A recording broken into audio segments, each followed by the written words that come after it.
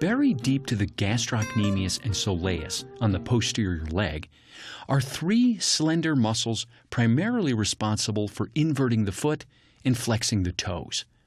All three muscles are virtually inaccessible, except at a small region on the medial side of the leg. So unlike the extensors of the leg, the flexors are tucked underneath the gastroc and soleus and are pretty much inaccessible. But there's a portion you can really get your fingers on. Let's give it a try. So my partner's supine. I've got her leg bolstered here. And I'm going to first isolate the landmarks that surround the area where we can access part of the flexors. First is going to be here at the medial malleolus, that prominent bony landmark on the side of the ankle. And if I follow that proximally, it becomes the shaft of the tibia right here. And I can follow that up a good distance. And I can even curl my fingers underneath that edge like so. So we've got the medial malleolus and that edge and shaft of the tibia right here. Then we've also got this calcaneal or Achilles tendon.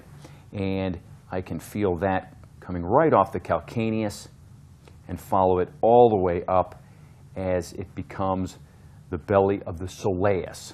And there's that edge of the soleus coming like so. So what we've done is just formed a V, which is where we can find some of the flexors. Sort of formed here by, again, that shaft of the tibia, here by the edge of the soleus and the calcaneal tendon. And that little V, or triangle right here, is where we can set our fingers for the flexors. So what I'm going to do is just set my thumb right into that space. And sure enough, there's some muscle tissue in there. And I know it's not the soleus because that's further this way. And if I ask my partner to just invert her foot a little bit, so she's going to swing her foot this way, great. That tissue definitely engages. And that would be the flexors, because the soleus doesn't do that. And go ahead and relax.